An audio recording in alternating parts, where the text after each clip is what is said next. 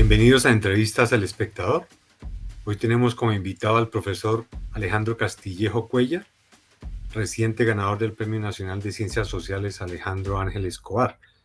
El profesor Castillejo ha sido comisionado de la verdad, es doctor y profesor en antropología y filosofía, ha sido maestro invitado en distintas universidades en Colombia, en España, en Austria, en Estados Unidos, en Alemania, lo que recuerdo. Y estamos charlando con él porque ese premio que exaltó el trabajo que lideró sobre el conflicto colombiano es muy especial y nos va a hacer entender por qué es importante la memoria del conflicto en Colombia, pero visto desde otra perspectiva. El profesor Castillejo está en este momento en Londres. Empiezo preguntándole por qué está de visitante distinguido del King's College. ¿Qué hubo, Nelson? Pues muchas gracias por la invitación. ¿Y por qué estoy acá? Porque creo que, bueno, necesitaba también un poco de espacio y de tiempo para escribir y para pensar en todo el trabajo que hicimos con la comisión y todos estos años de investigación. Recibo con mucha sorpresa y mucho afecto el premio que la fundación nos entregó y bueno, creo que, creo que es bueno a veces pensar sobre lo hecho también, ¿no? Y esa es la razón por la que estoy acá. ¿Es parte de la socialización del trabajo que hicieron o académicamente qué está haciendo allá? No, aquí estoy escribiendo realmente 2 o 3 capítulos de un libro que se llama La palabra nómada, violencias y las pedagogías de lo irreparable, que es un texto reflexivo sobre mi trabajo como profesor y como investigador en varios lugares del mundo y no tiene nada que ver realmente con la comisión, a pesar de que de todos modos el 1 de diciembre voy a hacer una última, a nivel internacional, una última gran lectura del volumen de testimonios que ganó el premio precisamente en Colombia, aquí en el King's College, en la capilla de la universidad. Qué bueno. Eh, Empecemos contándole a la gente de qué se trató de eso. ¿Por qué se tituló el trabajo Cuando los pájaros no cantaban historias del conflicto armado en Colombia? Que la fundación dijo precisamente que quería aplaudir lo innovadora, lo disruptiva de la investigación, ¿no? Porque no es contar literalmente la violencia, no repetir lo que vimos todos los días, ni mucho menos revictimizar. ¿Qué es lo que hicieron ustedes? Bueno, no, ahí tomamos muchas decisiones de orden editorial, de orden académico. Hubo consideraciones éticas, consideraciones morales, consideraciones políticas, filosóficas, etcétera. Y creo que en el fondo no queríamos y pensábamos, basado un poco en el trabajo de la comisión, pero sobre todo en los varios años de mi propio trabajo académico, que el país estaba saturado realmente de las historias de devastación, que valga la pena decirlo, jamás terminaremos de contarlas. Pero en muchas conversaciones alrededor de la SEP siempre me decía la gente, no queremos seguir escuchando motosierras, porque para mucha gente eso representaba revictimizaciones. Para mí personalmente representaba que el debate sobre memoria en Colombia había llegado a un punto complejo en el sentido de que lo único que escuchábamos eran las estéticas del horror. Entonces lo que en el volumen hicimos fue con una serie de decisiones complejas, discutibles, muy sembradas en mi propia experiencia de investigación, decir, contémosle a la gente y al país de otra manera distinta, incluso cuestionando muchas cosas, contémosle qué es la guerra desde la vida cotidiana. Y eso nos transformó radicalmente cómo relatamos el conflicto en Colombia y las múltiples violencias interpuestas unas con otras. Porque uno de los efectos de todo esto es entender que la violencia no es una cosa que pasa sobre los cuerpos, sino son eso y muchas otras cosas más. Y eso resulta disruptivo para un país que lleva contando historias de horror desde hace, como mínimo institucionalmente, desde el paradigma transicional, por lo menos 15 o 20 años, por decirlo menos. Entonces, en ese sentido fue todo lo que, por eso lo disruptivo, entre otras Sí. cosas. Sí, ¿y cómo hicieron eso? Porque todo este trabajo fue paralelo, lógico, al ejercicio de la Comisión de la Verdad, incluso durante la pandemia. O sea, ¿cómo recorrieron el país recolectando esos sonidos, esas voces que constituyen el informe? Pues ahí hubo dos cosas. Por una parte, como yo decía por ahí en el discurso, el párrafo de la presentación del informe del premio, pues este es un volumen que atraviesa toda la SEP. Es decir, nosotros hablamos con toda la gente que tuvo que ver con los testimonios y el sistema de información para tratar de para tratar de encontrar en una aguja, en un pajar, lo que yo llamo historias dentro de historias, porque lo que nosotros buscábamos no era relatar la violencia literal, sino las reverberaciones de eso en el tiempo.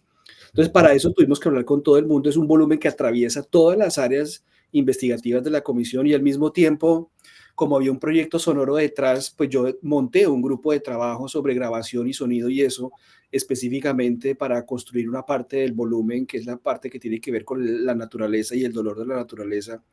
Y eso se juntó, todo eso se juntó en una serie de métodos de escucha de la escucha, de investigación de la investigación, para poder hacer una curaduría de 260 historias de ese archivo tan grande que tiene la SEP. Entonces fue un trabajo descomunal, monumental. Para mí personalmente era tener 3 empleos simultáneos porque tenía que rendirle también al plenario de comisionados, tenía que leer los otros informes. Yo tiendo como Ah, académico a escribir sobre todo eso. Entonces era muy simultáneo y muy, muy desgastante. sí. Y explíquele a la gente qué pueden hacer hoy. Entran a la Comisión de la Verdad y dónde encuentran el trabajo de ustedes. No, en la página digital de la comisión aparece un enlace entre los volúmenes, aparece un enlace que se llama volumen testimonial. Yo no recuerdo en ese momento el nombre del volumen cuando los pájaros no cantaban, porque después se llamó tomo testimonial.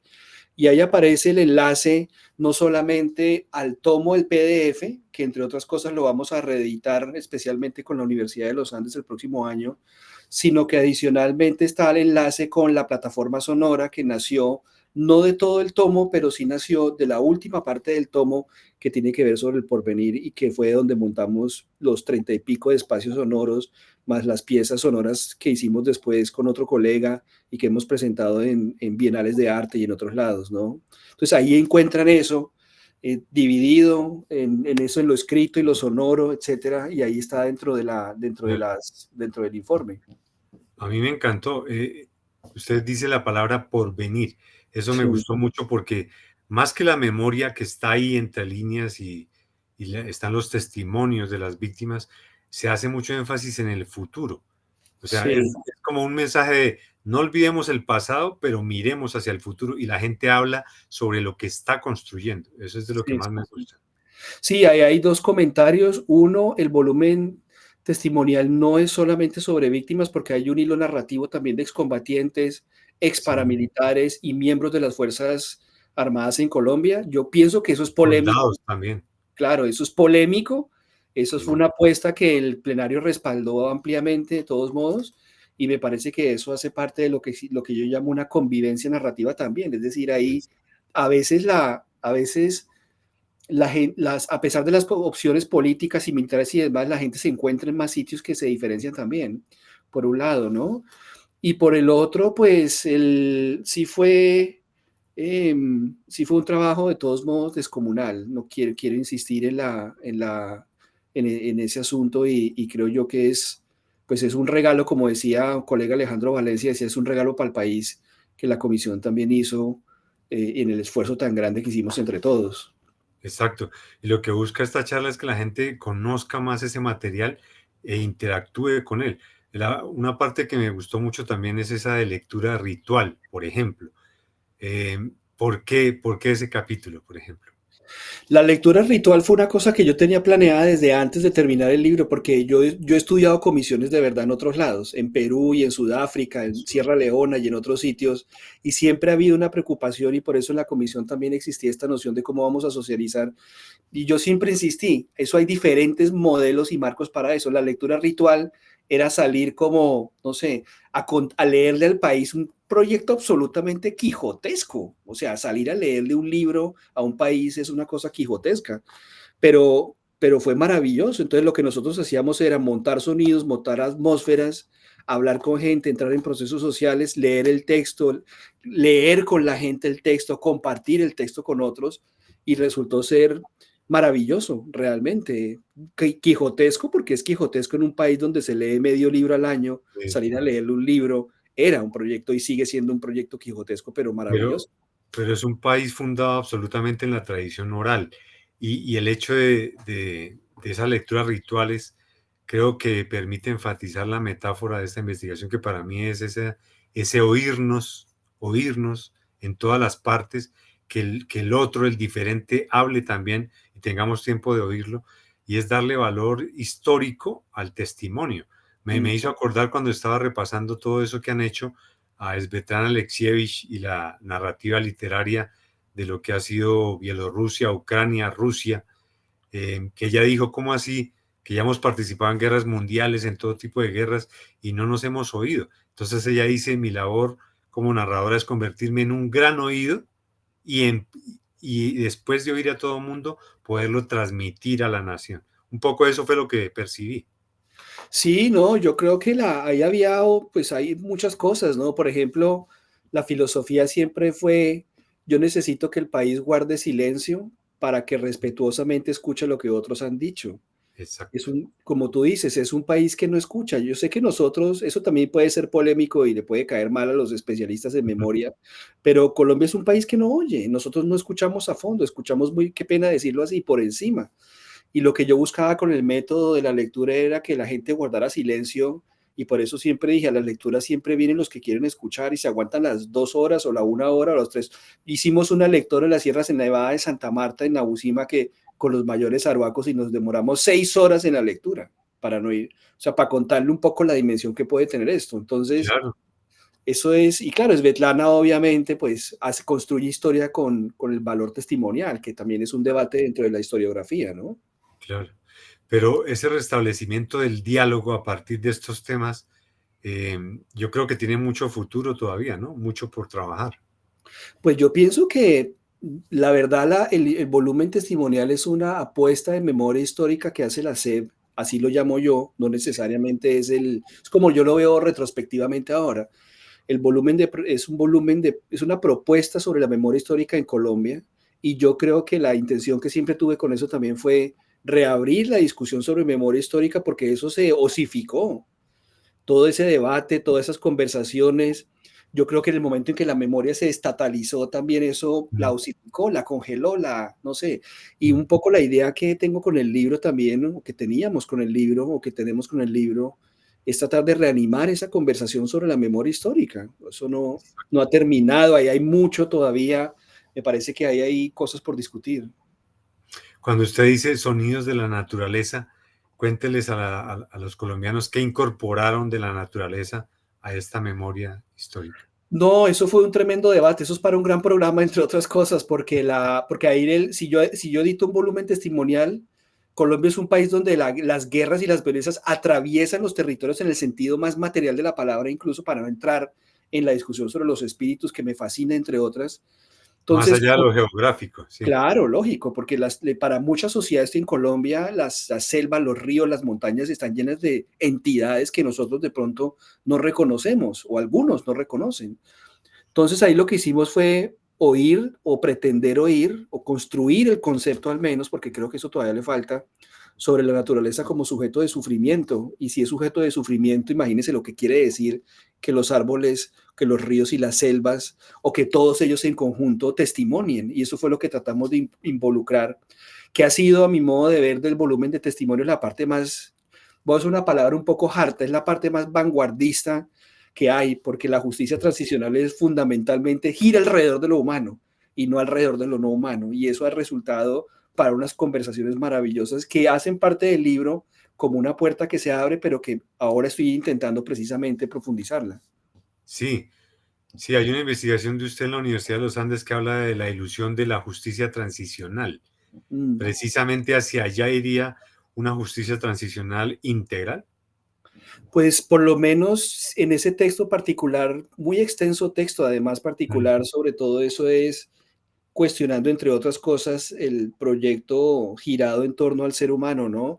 Y yo sí creo que esta es una oportunidad para pensar, no sé si justicia transicional es un término que tampoco uso mucho, pero por lo menos es una reflexión sobre qué ha significado la guerra para otros y otras que no son necesariamente, y aquí el otros y otras resulta un poco raro también, para otros y otras que no son seres humanos, sino otras entidades distintas. Y yo creo que como me dijeron allá en la sierra, pues evidentemente no hay paz si nosotros tampoco incorporamos esos seres y esos espíritus en los que nosotros digo nosotros en el mundo, yo no sé cómo llamarle, el Mm, mundo académico, occidental, intelectual, mm, etcétera, no creemos, pensamos que son árboles para hacer lápices, pero no exacto, entidades. exacto. Sí, porque ahí está la visión antropológica suya, la visión filosófica suya, pero se persigue algo casi metafísico. Sí, no, eso me ha llevado a unas conversaciones tremendas, a unas discusiones. He hablado de esto frente a auditorios llenos de abogados totalmente incrédulos. He tenido conversaciones maravillosas. Lo que pasa es que yo ya no, en mi carrera personal, yo ya no estoy preocupado por el qué dirán académico. Me tiene totalmente sin cuidado todo eso. Entonces, eso me ha liberado para poder Ujú. hablar de unas cosas, por ejemplo, esta en particular, que implica zafarse uno de mucho de los presupuestos intelectuales y políticos y hasta filosóficos sobre el mundo. Y eso ha sido Claro, maravilloso. claro.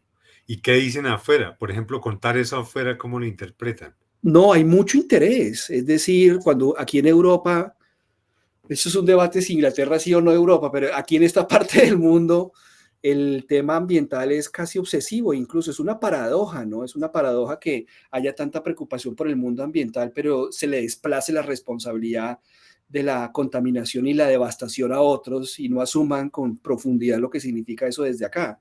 Pero hay muchísimo interés y hay muchísimas sensibilidades también. El gran reto que yo creo que tenemos ahora con relación a las selvas y los bosques, aprovechando un poco la coyuntura nacional también, es cómo transmitir unas emocionalidades y afectividades distintas sobre todo eso y cómo aprender también a comprender lo que hay ahí, ¿no? Y yo creo que Ujú.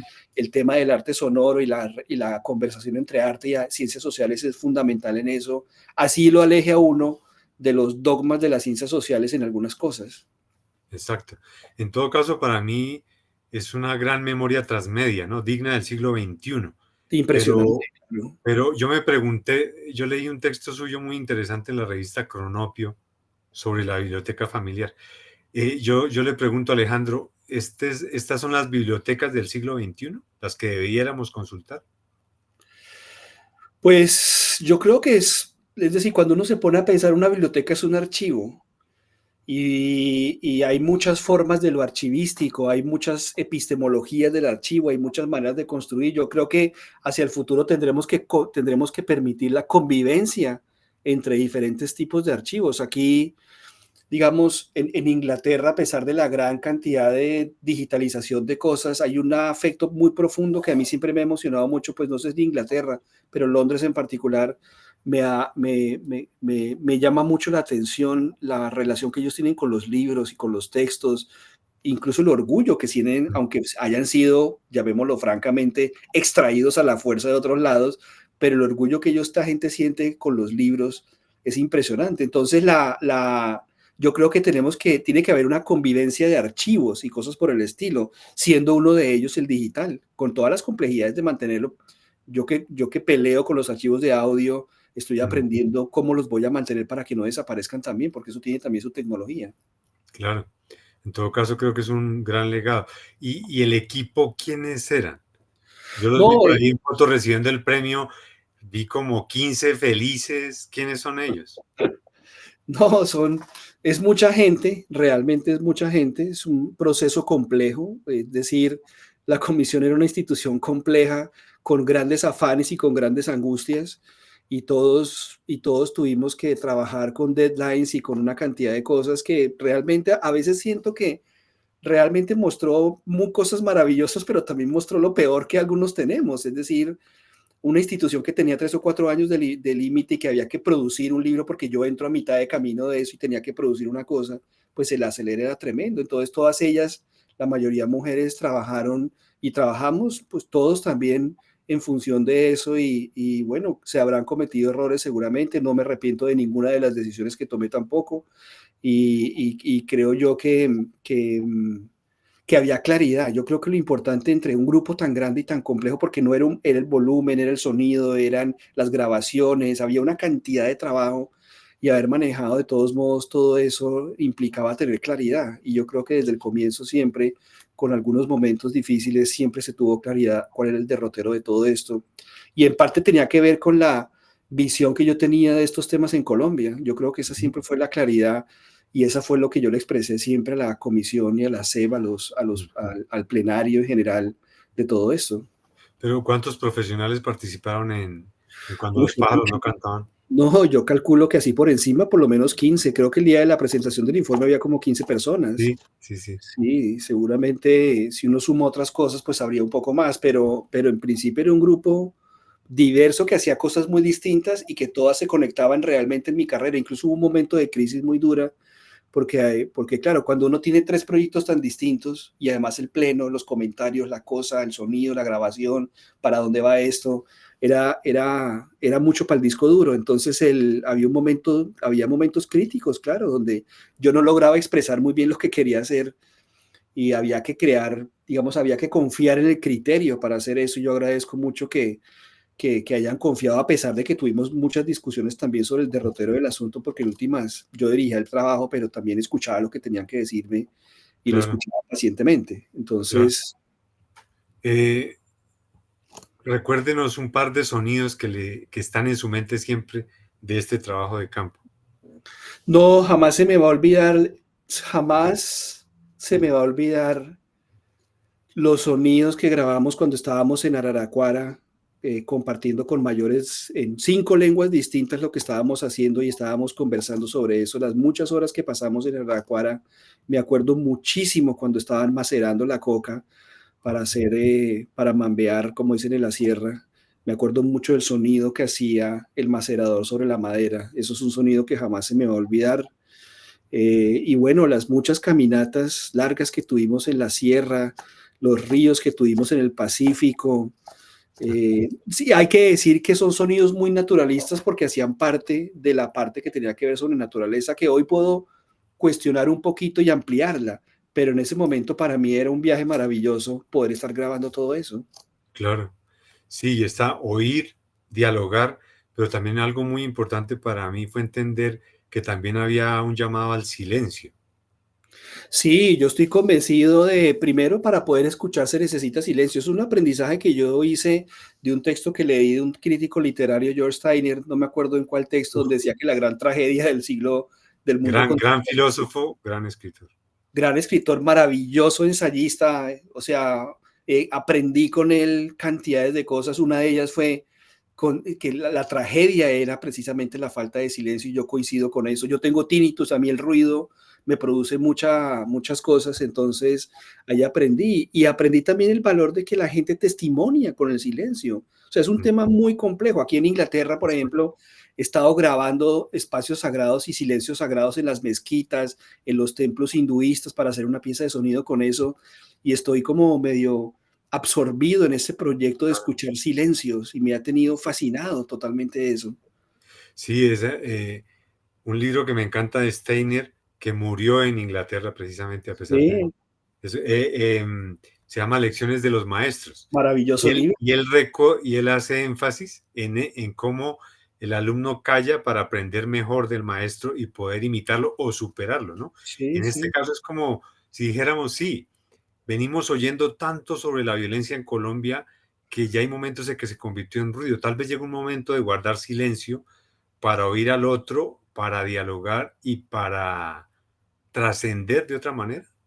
Sí, es decir, no existe escucha profunda y la escucha profunda es una escucha desinteresada, entre otras cosas. Ujú. No Nosotros duramos en una conversación con el mundo arhuaco horas enteras debajo de un árbol como una especie de microsimposio filosófico de mayores venidos de toda la sierra hablando de estas cosas del medio ambiente y demás, pero no en esos términos, sino en otros. Sin silencio no hay escucha. Y mira lo que está pasando hoy en Colombia. Es una cacofonía de gritos impresionante. Es horroroso realmente, si Sí, uno lo ve desde ese punto de vista. eso pensaba el domingo, porque la polarización sigue intensa, las elecciones se dieron, pero uno pregunta, bueno, pero ¿para dónde vamos? ¿Tenemos que cambiar en ese sentido la filosofía de vida, Alejandro?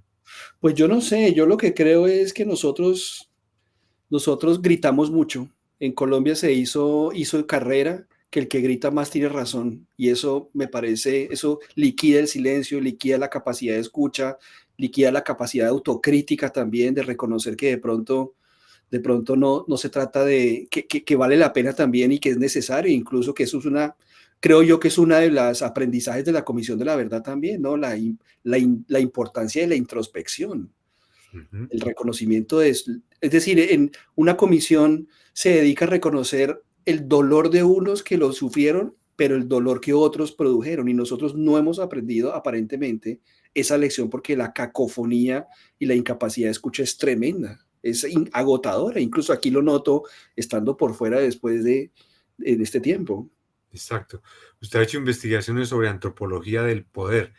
¿Qué hacer para que el poder político de alguna manera se concientice de esto que estamos hablando? ¿O es No, muy difícil? es decir, digamos, mi trabajo con el poder es mucho más microscópico, si se quiere, en muchos escenarios, pero yo creo que mientras no haya una capacidad de introspección y mientras no haya una capacidad de no seguir estimulando la mentira o las verdades a medias, esto es pura carreta, francamente hablando. Es decir, la gente lo que hace es utilizar también el dolor de otros en beneficio de sus propios temas políticos y la supervivencia política de mucha gente, y sencillamente lo que hace es eso, es producir unas cacofonías que mientras no se reconozca en última instancia la responsabilidad de todo el mundo sobre esto, y así literalmente de todo el mundo, esto sigue siendo una cacofonía sin repetición. Hay un déjà vu tremendo en Colombia, es decir, nosotros pasamos por Justicia y Paz, Comisión de la Verdad, Jurisdicción Especial, todo lo que está haciendo la JEP tan importante también, pero como dice mi mamá de hace muchos años, también Colombia es un país en donde uno sale y vuelve y sigue la misma canción de moda. Es una cosa, es un déjà vu tremendo, Sí. y en parte tiene que ver con la incapacidad que tenemos para reconocer y escuchar también. Sí, claro que también es una enfermedad global, ¿no? Ahí vemos guerra en Ucrania, guerra en la Franja de Gaza, etcétera. Usted incluso en sus investigaciones entrevistó torturadores en Sudáfrica. Ha sido testigo de la investigación de genocidios. Es como una enfermedad global también, ¿no? En ese sentido. No, lo que pasa es que de todos modos, digámoslo así, todo el mundo cuando tiene responsabilidad sobre cosas siempre va a terminar tratando de ocultarlas, de convertirlas en eufemismos. Uno mismo, seguramente, nosotros mismos tenemos como seres humanos dificultades enfrentando nuestras propias cosas, porque una sociedad que está entretejida de tantas complejidades no lo va a tener, eso lo sabemos. Entonces yo creo que es un mal de la historia y de las sociedades, las pretensiones del olvido, pero también hay que decir, sin una relación distante con lo que pasó, las sociedades tampoco se mueven. Es decir, yo no quiero hacerle apología al olvido, yo sería el último que haría eso, pero también estoy convencido de que si nosotros no olvidamos relativamente, y olvidar no quiere decir clausurar ni cerrar ni nada, sino quiere decir aprender a convivir con los espíritus de los que ya no están, las sociedades no se mueven. Y yo siento que en Colombia nosotros no hemos podido, iba a decir aprendido, pero eso ya es una palabra que no voy a volver a usar, nosotros no hemos podido aprender a convivir con los espíritus porque no reconocemos que tenemos un poco de espíritus emberracados encima nuestros. Y no me refiero a los espíritus del mundo indígena, me refiero a los muertos que hay alrededor de nosotros. Claro. Pero se puede decir que a un filósofo como usted en estos 5 años le han cambiado la filosofía de vida de alguna manera. Pues sí, no, para mí el tránsito por la comisión, que no fueron tantos años de todos modos, igual hay que hacerle un recuerdo aquí a Alfredo Molano, que yo me senté en el asiento de Alfredo cuando entré a la comisión y de alguna Nuestro gran forma, narrador aquí en El claro, de Espectador. alguna forma Alfredo no lo conocí nunca, pero comparto con él un par de cosas muy importantes, la caminata y el relato. Ujú. Yo creo que, por supuesto, mi tránsito por la comisión me cambió en algunas cosas drásticamente. Yo sigo pensando esencialmente las mismas cosas sobre el aparato transicional, que ha sido parte de mi investigación, pero emocionalmente y afectivamente y filosóficamente me ha cambiado, en el sentido en que tengo que comenzar a buscar otros caminos distintos para hablar, que no sea solamente el camino del ensayo, a pesar de que a mí me gusta mucho la narrativa y he publicado cuentos y relatos y cosas y la poesía, pero creo que hubo algo telúrico pasó ahí. Yo creo que todos los que pasamos por la SEP terminamos de una u otra forma transformados, a veces para bien, a veces no tan para bien, pero es una institución, son instituciones complejas y son temas complejos. En eso coincidimos también, ¿no? Las luces que nos dan la literatura. ¿Qué está leyendo estos días? Recomiende lo que... No, de literatura nada, he estado muy preocupado por el tema de Oriente Medio. Bueno, mis cursos en los Andes son de geopolítica también, entonces me vine a trabajar sobre temas sonoros Estoy leyendo varias cosas sobre sonido, percepción de eso, pero me ha capturado mucho la historia de la creación del Estado de Israel.